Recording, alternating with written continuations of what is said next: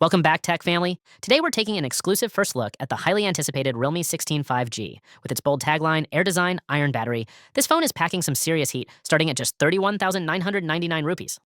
First up, display and design, we're getting a gorgeous 6.57-inch AMOLED screen with a buttery smooth 120Hz refresh rate. And check out that peak brightness, a blinding 4,200 nits. Despite all that power, it's incredibly sleek at just 8.1 millimeters thick and features this stunning gleaming wings gradient on the back.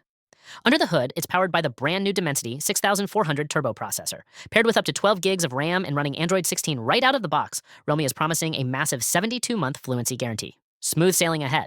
Battery. Now for the absolute showstopper, the battery. Realme managed to pack a monstrous 7,000 milliamp hour silicon battery into this thin frame.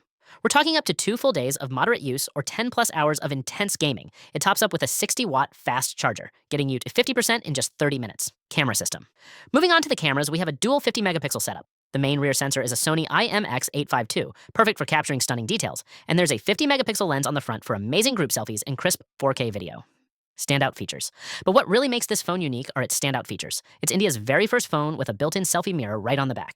Add in the Aura Ring flash, a hands-free say hi gesture to snap photos, and ultra-tough IP6 9K water resistance. It's a content creator's dream. Pricing. So what's the damage? The base 8GB model starts at 31,999 rupees. If you want the top spec 12GB version, it'll run you about 36,999. But keep an eye out for those massive launch day bank discounts. Final verdict. My final verdict, I'm giving the realme 16 5G an impressive 9.2 out of 10.